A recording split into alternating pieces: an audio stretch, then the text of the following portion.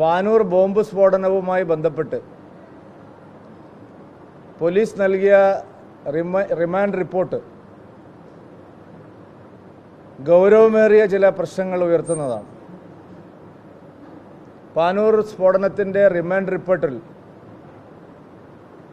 രാഷ്ട്രീയ എതിരാളികളെ വകവരുത്താൻ വേണ്ടിയാണ് ഈ ബോംബ് നിർമ്മാണം നടന്നതെന്ന് വളരെ വ്യക്തമായും പറഞ്ഞിരിക്കുക. RSS BJP നേതാക്കളെ ലക്ഷ്യം വെച്ചുകൊണ്ടാണ് ഈ ബോംബ് നിർമ്മാണം നടന്നിട്ടുള്ളത്. തെരഞ്ഞെടുപ്പ് കാലത്ത് വലിയ സ്ഫോടനങ്ങൾ ഉണ്ടാക്കാനുള്ള ഉദ്ദേശത്തിലാണ് ഈ ബോംബ് നിർമ്മാണം നടന്നിരിക്കുന്നത്. എന്നാൽ ഈ അന്വേഷണം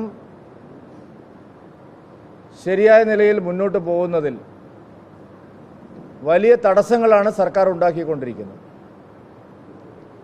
CPM പ്രവർത്തകർക്ക് ബന്ധമില്ല എന്നാണ് ആദ്യം പാർട്ടി നേതൃത്വം പറഞ്ഞിരുന്നത്.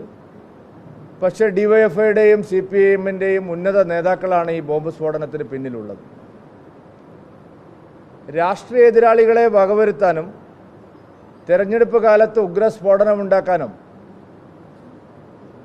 ഉദ്ദേശിച്ചുള്ള ഒരു ബോംബ് നിർമ്മാണം പ്രാദേശിക തലത്തിൽ മാത്രം ആസൂത്രണം ചെയ്തതാണ് എന്ന് കരുതാനാവില്ല.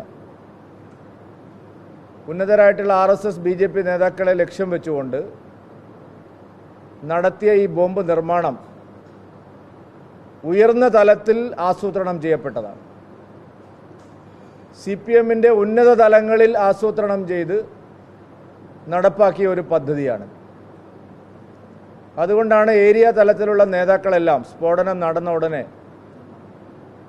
സംഭവസ്ഥലം സന്ദർശിക്കാനും പിന്നീട് പ്രതികളുടെ വീടുകളിൽ ചെല്ലാനും കുറ്റക്കാരെ സംരക്ഷിക്കാനും തയ്യാറായത്.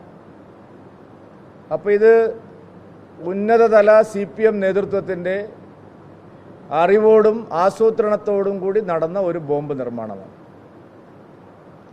തെരഞ്ഞെടുപ്പിൻ്റെ കാലത്ത് ഉപയോഗിക്കാൻ ഉദ്ദേശിച്ചുള്ള ബോംബ് നിർമ്മാണം. അതുകൊണ്ട് ഈ കാര്യത്തിൽ തെരഞ്ഞെടുപ്പ് കമ്മീഷൻ ശക്തമായി ഇടപെടണം. തെരഞ്ഞെടുപ്പ് സമയത്ത് അക്രമങ്ങൾ ഉണ്ടാക്കുക, അതിന് ആസൂത്രണം നടത്തുക, വലിയ തോതിൽ ഗൂഢാലോചന നടത്തുക, തെരഞ്ഞെടുപ്പ് അട്ടിമറിക്കാൻ ശ്രമിക്കുക, ഇതെല്ലാം തെരഞ്ഞെടുപ്പ് കമ്മീഷൻ്റെ കൂടി പരിഗണനയിൽ വരേണ്ട വിഷയങ്ങളാണ്. കേരള പോലീസിൻ്റെ മാത്രം അന്വേഷണം കൊണ്ട് ഇത് എവിടെയും എത്തുമെന്ന് തോന്നുന്നില്ല. ഈ കാര്യത്തിൽ തെരഞ്ഞെടുപ്പ് കമ്മീഷനും ശക്തമായിട്ടുള്ള അന്വേഷണം ഇടപെടൽ ആവശ്യമുണ്ട് എന്നാണ് ഞങ്ങൾ കണക്കാക്കുന്നത്. മുഖ്യമന്ത്രി ഇക്കാര്യത്തെക്കുറിച്ച് തുറന്ന് പറയാൻ തയ്യാറാവണം. അദ്ദേഹം മൗനം വെടിയണം. മുഖ്യമന്ത്രിയുടെ ജില്ലയിലാണ് ഈ സ്ഫോടനം നടന്നിരിക്കുന്നത്. പാർട്ടി ഉന്നത നേതാക്കൾ മരണപ്പെട്ടിരിക്കുന്നത്. രാഷ്ട്രീയ എതിരാളികളെ ലക്ഷ്യം വെച്ചുകൊണ്ടാണെന്ന് മുഖ്യമന്ത്രിയുടെ ആഭ്യന്തര വകുപ്പിൻ്റെ പോലീസ് തന്നെയാണ് കോടതിയിൽ പറഞ്ഞിരിക്കുന്നത്. പക്ഷേ അന്വേഷണം ഇഴഞ്ഞു നീങ്ങുകയാണ്. ഇതിൻ്റെ ഗൂഢാലോചനയിലേക്കൊന്നും ഇതുവരെ പോയിട്ടില്ല. ഇനിയും പ്രധാനപ്പെട്ട പ്രതികളെ അറസ്റ്റ് ചെയ്യാനുണ്ട്. ഇപ്പോൾ അറസ്റ്റ് ചെയ്ത പ്രതികളോടൊപ്പം തന്നെ കൂടുതൽ പ്രതികൾ ഇതിനകത്ത് വരേണ്ടതായിട്ടുണ്ട്. എവിടെയാണ് ഇതിൻ്റെ ഗൂഢാലോചന നടന്നത്? നേരത്തെയും നിരവധി RSS BJP നേതാക്കൾ കൊല ചെയ്യപ്പെട്ട ഒരു പ്രദേശമാണിത്. KT ജയകിഷൻ മാസ്റ്ററും പന്ന്യന്നൂർ ചന്ദ്രനും ഉൾപ്പെടെ സംസ്ഥാനതല BJP നേതാക്കളെ കൊലപ്പെടുത്തിയ ഒരു പ്രദേശത്താണ് ഇത് നടന്നിരിക്കുന്നത്. അപ്പോൾ ഇത് സംബന്ധിച്ച് മുഖ്യമന്ത്രി എന്തുകൊണ്ടാണ് മൗനം പാലിക്കുന്നത്? പാർട്ടിക്കാരല്ല എന്ന് പറഞ്ഞിടത്ത് നിന്ന് പാർട്ടിയുടെ ചുമതലയുള്ള ആളുകൾ ഇപ്പോൾ ഇതിൽ പ്രതികളായി വന്നിരിക്കുക.